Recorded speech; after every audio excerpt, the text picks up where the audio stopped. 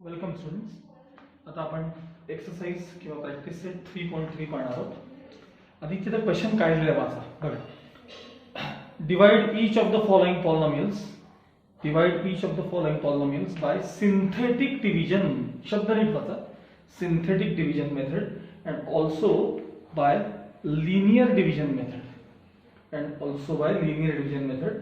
Right the quotient and remainder. आपण मी त्यातले फक्त तुम्हाला सिंथेटिक डिव्हिजन आता तुम्हाला त्यातलं मी शिकवणार आहे आणि ती प्रोसेस काय हे कळण्यासाठी आधी मी हे जे डिव्हिजन आहे ना, हे पहिला प्रॉब्लेम बघा त्यातला 2m² - 3m + 10 divided by m - 5. हे आपलं नेहमीच्या डिव्हिजन साधं आपण जे आता 8वीत 7वीत शिकलो ना त्याप्रमाणे ह्याचं डिव्हिजन करून ह्याचा आधी आन्सर काढून तयार ठेवणार आहे. आता हे आपलं डिव्हिजन कसं असतं तुम्हाला माहिती बघा. First term divided by first term करायचं म्हणजे 2m² divided by m. m cancel झाले 2m शिल्लक राहिले. 2m into m 2m². 2m into -5 म्हणजे -10m. 2 5 10. Sign change 2m² cancel plus 10m - 3m. 10 मधून 3 गेले 7m राहिले. पुढचे +10 add it. First term divided by first term 7m divided by m. mm cancel झाले +7. 7 into m 7m. 7 into -5 -35. Subtraction sign change हे cancel झाले. +35 + 10 म्हणजे +45. हे तुमचं रिमाइंडर आहे, हा तुमचा क्वोशंट आहे, हा डिवायझर आहे, हे डिव्हिडंड आहे. हे झालं आपलं साधं डिव्हिजन किंवा सिंपल डिव्हिजन. आता सिंथेटिक डिव्हिजन म्हणजे नक्की काय असतं तर त्यासाठी आपण मागच्या लेक्चरमध्ये आपण जे पाहिलं की इंडेक्स फॉर्म म्हणजे काय, कोइफिशियंट फॉर्म म्हणजे काय हे लिहायला शिकलोय. म्हणजे असं ब्रॅकेटमध्ये नंबर्स लिहित होतो बघा ते आपण. ते ज्याला येतं त्यालाच हे सिंथेटिक डिव्हिजन करतो आणि फार सोपं आहे, काळजी करू नका, अतिशय सोपं आहे. बघा पहिल्यांदा ही टर्म यामध्ये हायेस्ट पॉवर 2 आहे त्याचा कोइफिशियंट पहिला लिहायचा m². मग m⁻1 चालायचा -3. मग m⁻0 चालायचा म्हणजे 10. 10 m⁻0 आहेत ना. अशा दोन लाईन्स ड्रॉ करायच्या इथे. आणि इथे जर m-5 असेल इथं तर इथं मात्र +5 लिहायचं +5. आणि आता ही प्रोसेस जी मी करतो याला सिंथेटिक डिव्हिजन म्हणतात. फार सोपी असते बघा. पहिल्यांदा हा नंबर आहे तसा खाली उतरून घ्यायचा 2 नुसतं उतरून घ्यायचं. नंतर याला मल्टिप्लाय करायचं 2 5 10 विथ साइन द्यायचं 2 5 10. आता +10 आणि -3 चा आन्सर किती येतं 7. 10 - 3 म्हणजे 7. याला मल्टिप्लाय करायचं 7 5 35. आता +10 आणि +35 म्हणजे आन्सर किती येतं +45. इथं तो शेवटचा नंबर होतो त्याला असा बॉक्स करायचा बॉक्स आणि त्याला म्हणायचं reminder.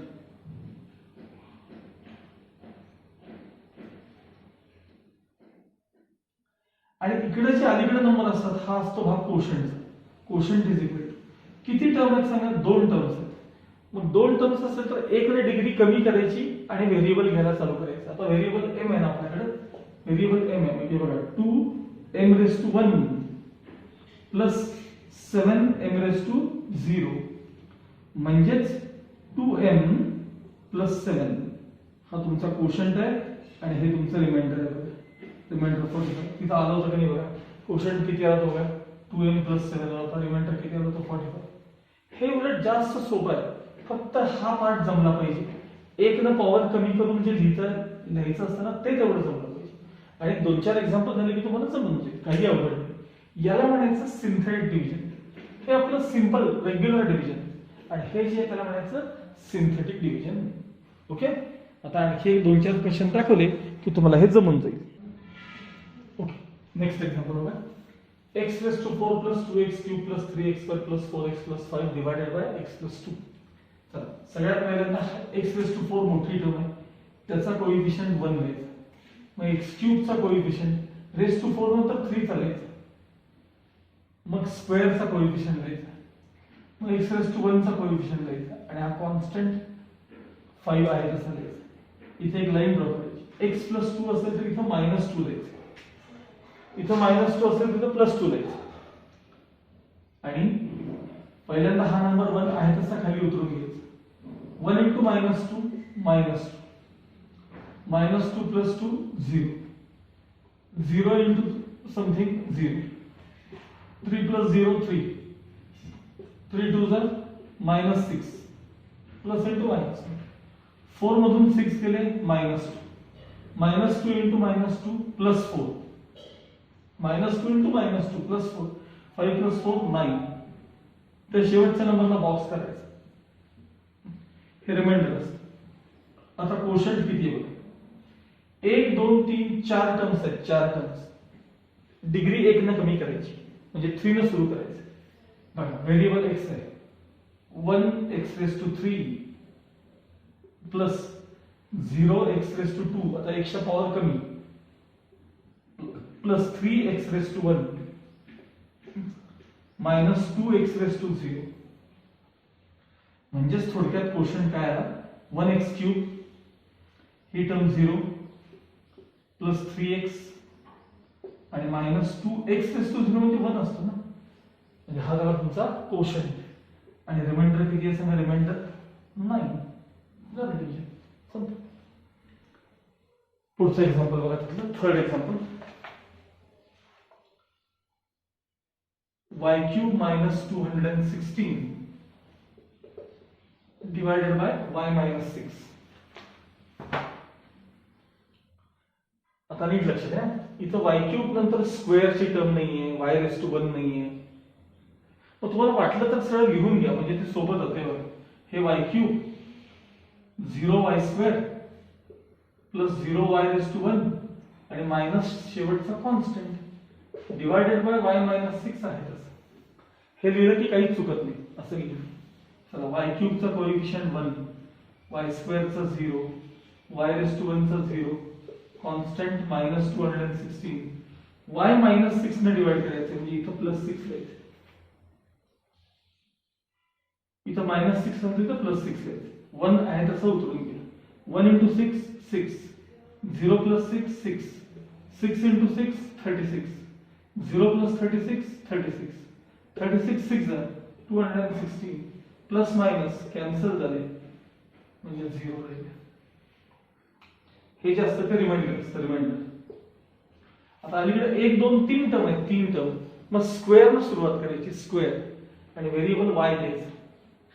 Quotient is equal to बघा 1y² plus 6y plus 36. Final answer quotient equals. आता 1y² लिहायची काय आवश्यकता नाही. y² प्लस 6y प्लस 36 आणि रिमाइंडर आले तुमचं 0. अशा प्रकारे हे सिंथेटिक डिव्हिजन तुम्हाला करायचं असतं. Next question. ⁻⁴, ⁻3, ⁻2, ⁻1 आणि कॉन्स्टंट नाही बघा त्यामध्ये. सगळ्यात पहिली गोष्ट मी टर्म्स मागे पुढे करून घेतोय. 2x⁻4 plus 3x³ minus 2x² ⁻⁴, ⁻3, ⁻2 यायला पाहिजे. मग ⁻1 यायला पाहिजे. 4x⁻1 आणि ह्याच्यात कॉन्स्टंट नाही बघा. शेवटी एक कॉन्स्टंट असतो तो 0 घ्यायचा मग डिवायडेड बाय x + 3. चला कोएफिशियंट बघा. x⁻⁴ चा कोएफिशियंट ह्याचा 3 ह्याचा -2 आहे. साइन बघा ह्याचा 4 आहे आणि हा कॉन्स्टंट किती आहे 0.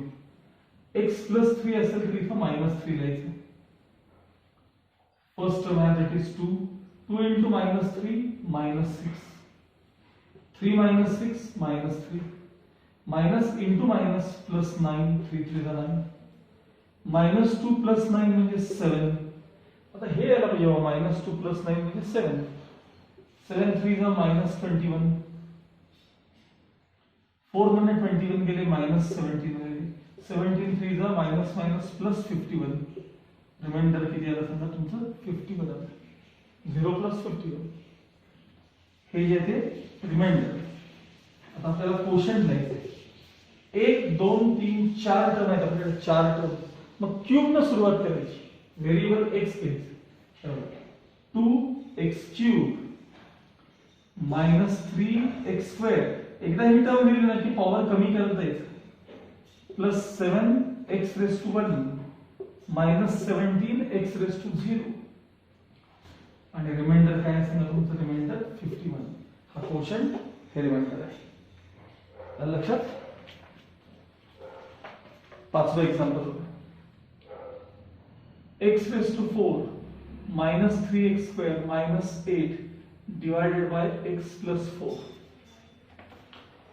पुन्हा काही टर्म्स त्यातले मिसिंग आहेत ते लिहितो मी पहिले बघा x⁴ आहे मग क्यूब नाही आहे त्याच्यामध्ये क्यूब 4 नंतर क्यूब यायला पाहिजे नाहीये मग 0x³ -3x² मग x ची पण टर्म नाहीये बघा 0x हा मग कॉन्स्टंट डिवायडेड बाय x + 4 आता कोइफिशियंट हा 1 नंतर 0 -3 0 -8 डिवायडेड बाय x + 4 आहे म्हणजे इथं -4 लिहायचं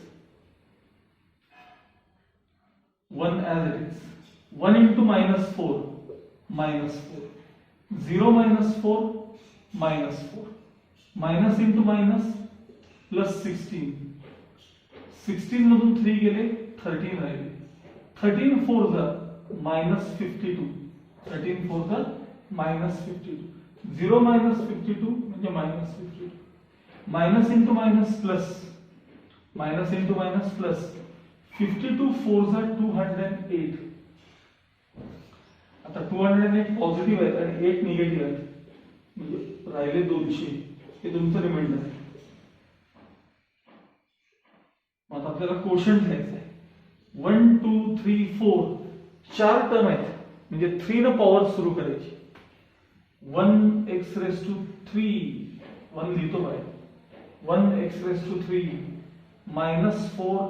-4x⁵ प्लस 13x⁵1 आणि -52x⁵0 ऍक्च्युअली नाही लिहिलं तरी चालतं x⁵0 पुढच्या स्टेप मध्ये हे x³ -4x² प्लस 13x -52 हा क्वोशंट आणि रिमाइंडर किती असेल ना तुमचं 200 आहे हे काय असलं पाहिजे रिमाइंडर असलं पाहिजे ओके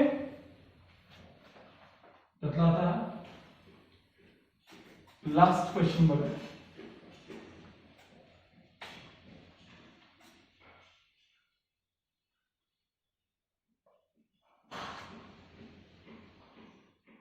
y³ -3y²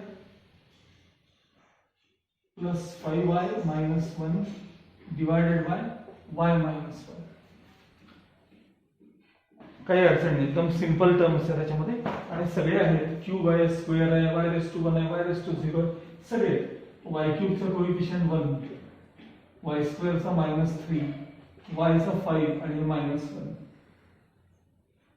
इथं y -1 आहे इथं +1 द्यायचं फर्स्ट नंबर आहे तसं उतरून घ्यायचं 1 1 into 1 1 -3 + 1 -2 -2 into 1 -2 5 -2 3 3 into 1 3 -1 + 3 2 हे जर तुमचं रिमाइंडर आपल्याला आता क्वोशंट लिहायचं व्हेरिएबल y आहे 1 2 3 टर्म आहेत आपल्याकडे मग स्क्वेअर ने सुरुवात करायची 1y² -2y + 3 म्हणजेच y² -2y + 3 आणि रिमाइंडर काय आपलं 2 आहे हे तुमचं फायनल आन्सर आहे असा इथे तुमचा सिंथेटिक डिव्हिजनचा एक्सरसाइज संपलेला आहे नाव एक्सरसाइज 3.4 स्टार्ट करतो आपण प्रॅक्टिस सेट 3.4 अतिशय सोपं आहे आपण काय विचारलं बघा त्यामध्ये ते कन्सेप्ट आहे व्हॅल्यू ऑफ पॉलिनॉमियल सहसा पॉलिनॉमियल करता px py pn हे असे टर्म वापरतात म्हणजे काय असतं ते polynomial in x polynomial in y polynomial in m असा याचा अर्थ असतो त्यातला पहिला क्वेश्चन बघा for x = 0 find the value of the polynomial x² - 5x + 5 बघा ती जी पॉलिनॉमियल त्यांनी दिली ना त्याला px म्हणायचं px पहिल्यांदा पॉलिनॉमियल काय म्हणायचं px सांगा px काय पॉलिनॉमियल आहे x² - 5x + 5 तुम्हाला विचारलंय फॉर x = 0 म्हणजे x = 0 असताना त्याची व्हॅल्यू काय बघा पी ब्रॅकेट मध्ये x च्या जागी 0 घ्यायचे आणि इकडे रिप्लेस करायचं 0 square minus 5 into bracket 0 plus 5 0 चा square 0 5 into 0 0 plus 5 final answer किती आला बघा 5 आला म्हणजे p ऑफ 0 चा आन्सर किती आला थोडक्यात 5 डन किती व्हॅल्यू ऑफ पॉलिनॉमियल एवढं सोपं आहे हा हा झाला त्याचा फर्स्ट क्वेश्चन आता सेकंड बघा पी वाय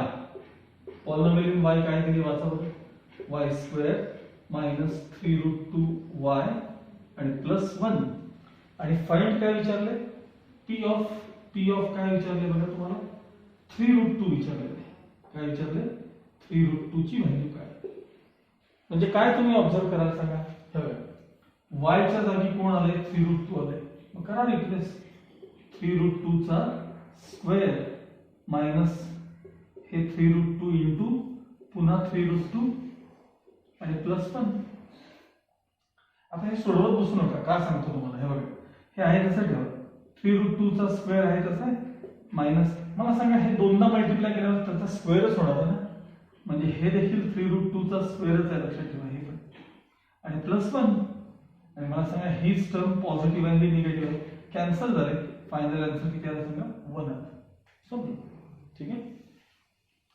नेक्स्ट त्यातला आता थर्ड एक्झाम्पल बघूया आपण थर्ड एक्झाम्पल काय दिलं बघा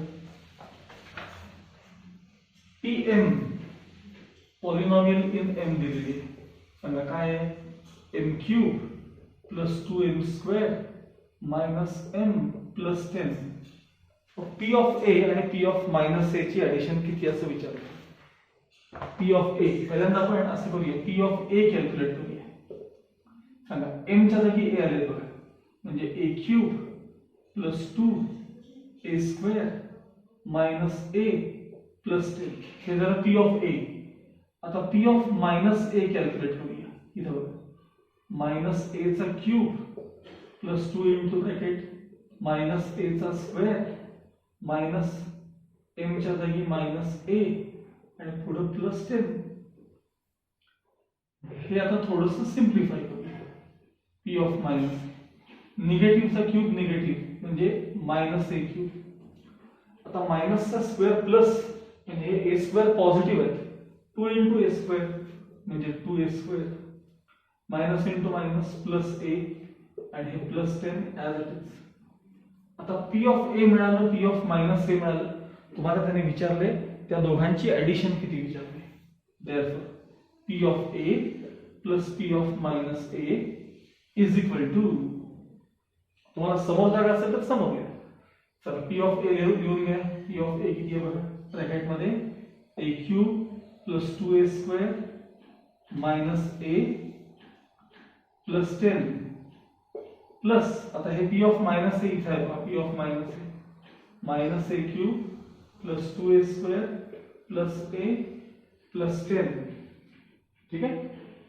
आता हे ओपन करायचं ब्रॅकेट हे as it is a cube plus 2a square minus a plus 10 plus sign आत गेलं म्हणजे minus a cube plus 2a square plus a plus 10 a cube जवळ घ्या 2a स्क्वेअर जवळ घ्या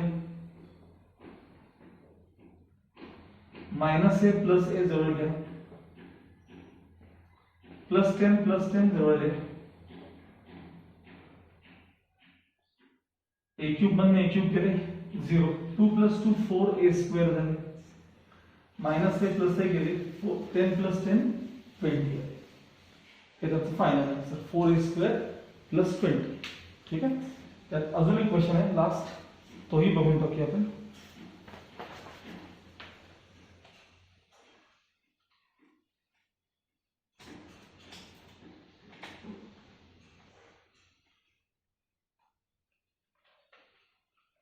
काय दिलं बघा p ऑफ y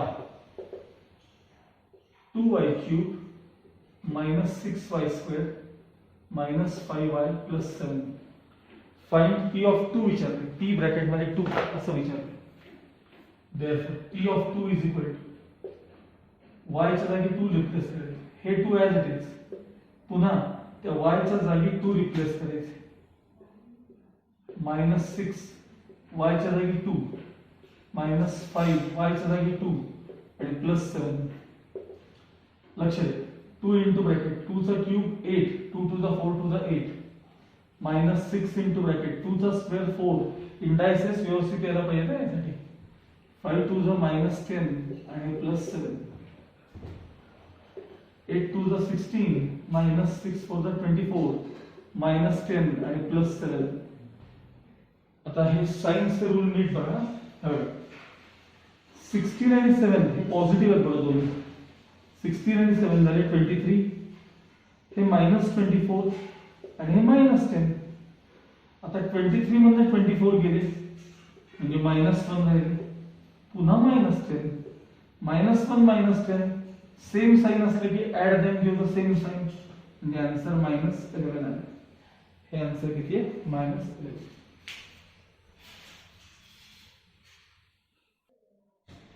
ओके. आता जिथं तुमचा प्रॅक्टिस सेट 3.4 संपलाय त्याच्या खाली रिमाइंडर थिअरम अशी एक टर्म आहे बघा. रिमाइंडर थिअरम फार सोपं आहे पण. आणि पुढे आहे ते नेक्स्ट पेज वरती आहे त्याला फॅक्टर्स थिअरम म्हणले बघा.